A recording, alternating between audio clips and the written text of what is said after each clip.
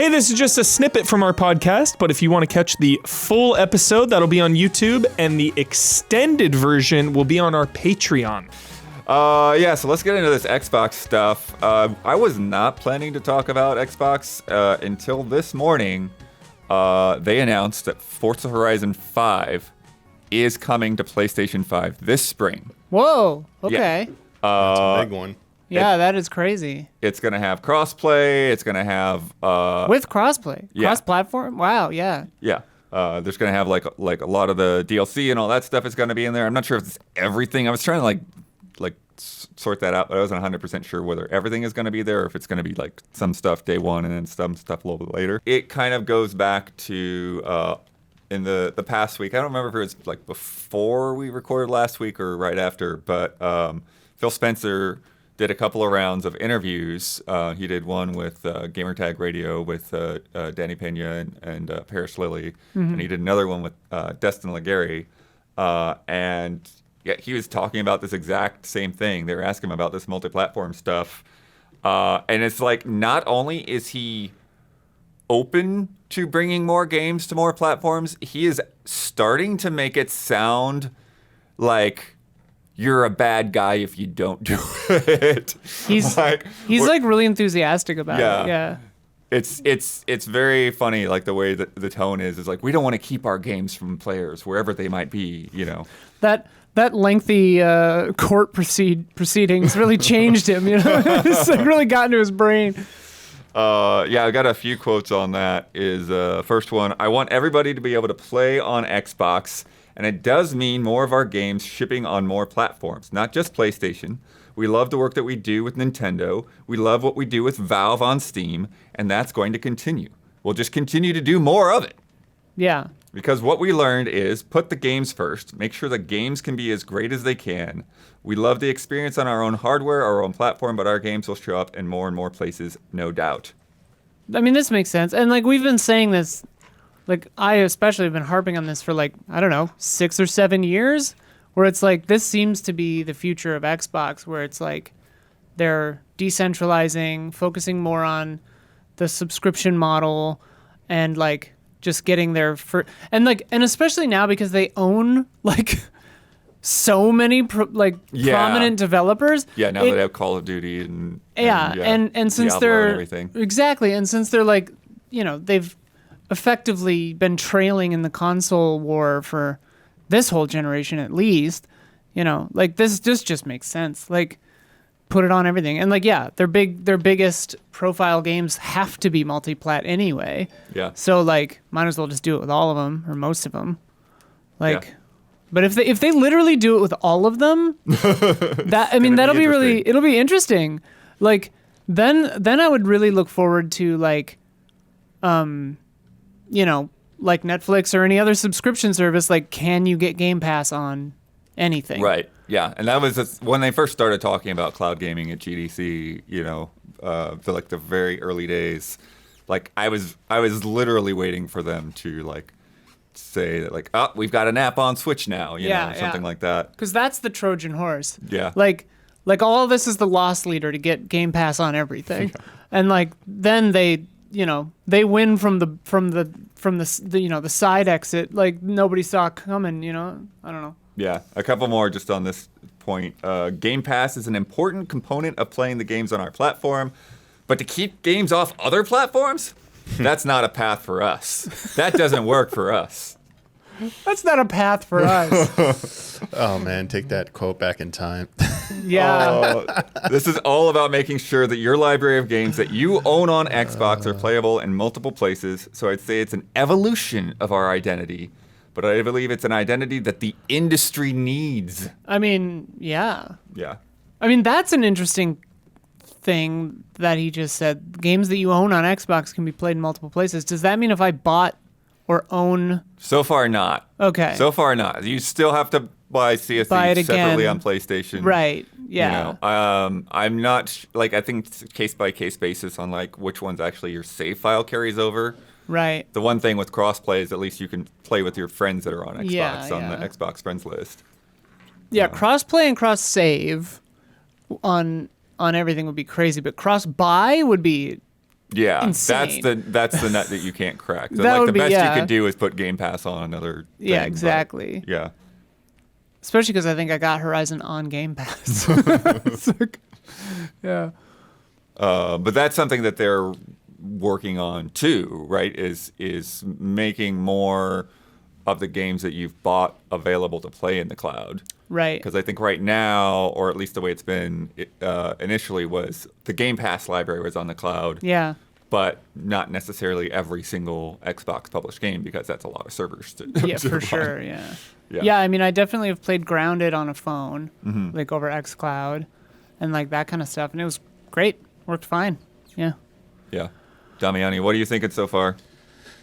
I mean, I think this is really good. I honestly, I think this is just going to be something that Xbox has just had to embrace, because the hardware, I mean, obviously they said they're not bailing out of hardware, but they've been doubling down on this service in this direction for years now. We've seen it coming. So I think they're playing the best hand they've been dealt, honestly. And, this is more options for everyone is always good. So, I mean, honestly, I wish Sony has been putting stuff on PC. I wish Nintendo would put stuff on other things, but considering their approach, that would really diminish the impact of their hardware, and they rely a lot on hardware. So I don't really realistically ever seeing that happen. Like, even just putting games on PC, I think would be very destructive to their business model. I mean, it'd be interesting to see they made more money in the long run overall, despite the damage it might do to their hardware business. But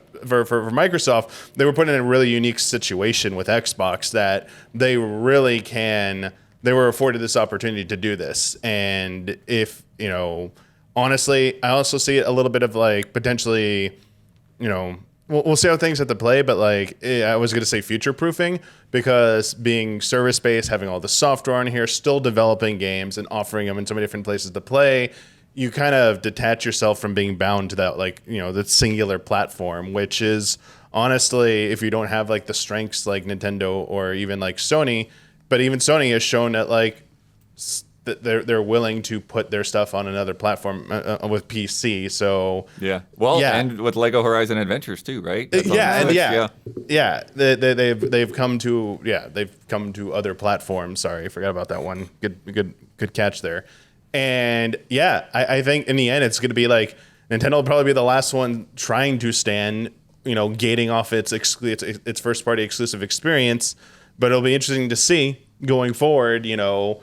Switch 2 might be very successful, but you just know at some point they're probably going to hit a snag. They historically always do with a hardware cycle.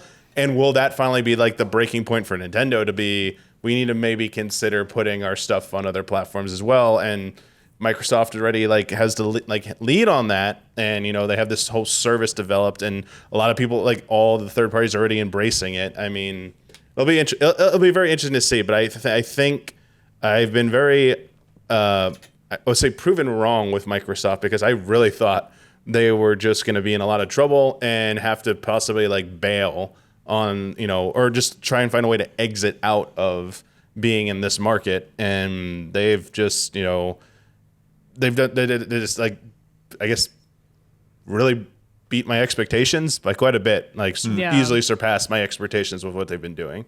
Yeah. Yeah, re the Nintendo thing, they're so draconian that I don't imagine they would ever, something would really have to force their hand. But another thing that a nut that they cracked long ago with the handheld market, and then transitioned successfully into the mindset of the Switch, is that multiple people per household want their own Switch, right? And while that is true of some households with a PlayStation or an Xbox, way fewer ever do that kind of a thing than with Switches. You'll have families where both parents and the kids all have their own Switch, and and that's the whole crazy. Family plan thing, Exactly, yeah.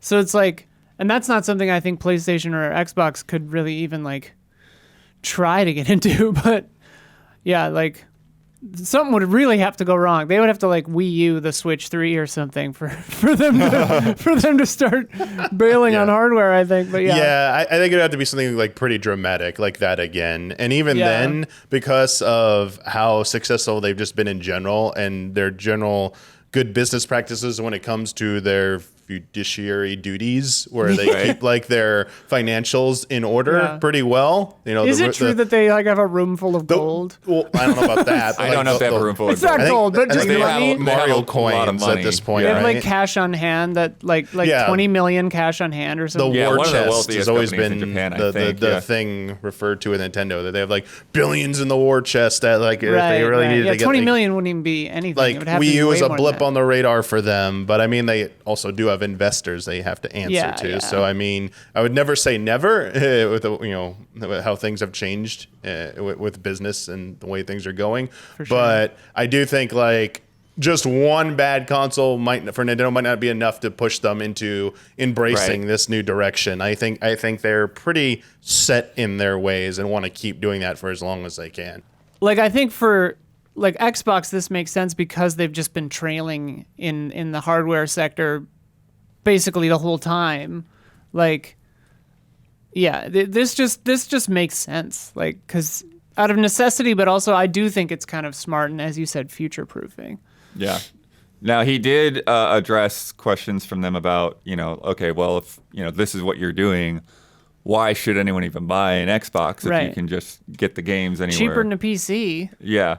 And he says that they are still working with hardware. He still, checks in on those hardware teams and talks to them Still on all this checks stuff. in. Yeah.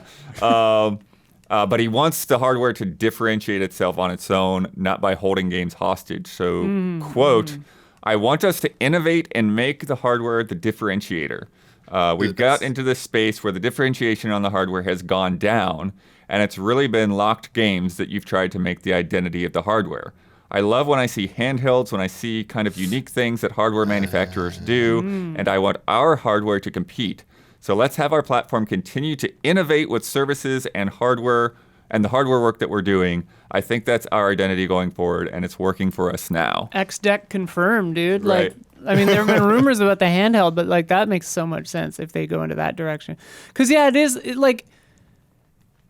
is sort of a good point where it's like, it hasn't really mattered between a PlayStation and an Xbox for a while. Right. It's just like the exclusive titles. Like they're literally like barely different. Yeah, like again, that 360 PS3 generation, you had a lot of like weird bad ports in both directions. Yeah. Well, I mean, the PS3 was such a nightmare to program for. Yeah, it was a completely different beast. Now everyone is essentially on similar architecture, everyone is releasing everything on everything. It's just an Unreal 5 box. It's just like, basically.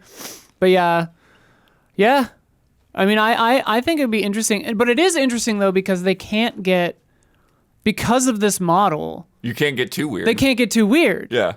They can't do something so weird and out there with a hardware that you could only play it on that hardware, because then that flies in the face of this entire ethos. Yeah. So yeah, that is kind of strange. I think that it wouldn't be surprising. I know some people were saying that like they like literally partner with Valve or something for a Steam Deck 2. And like something like that I don't think would be out of the question. I don't know. Yeah. Yeah.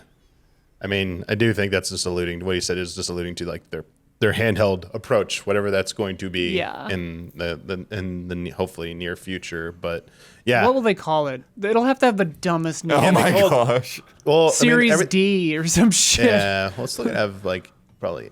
I hope they don't put Xbox in the title. That would be like... It'll be an Xbox one way or another. I mean, they'll call Xbox it an Palm Xbox, Pilot. but like maybe they could call it something else.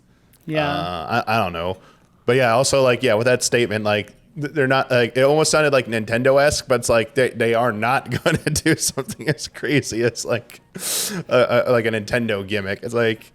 Right. Connect 3 or whatever last version of Connect was. Right. I mean, they didn't Right. connect. This is true. Connect, dude. What are the Microsoft tablet computers called? Surface. Surface. Yeah. X Surface. Xbox Series Surface. Yeah. If you like this conversation, consider chipping in a few bucks at patreon.com/easyallies, where you can get extended cuts that are ad-free.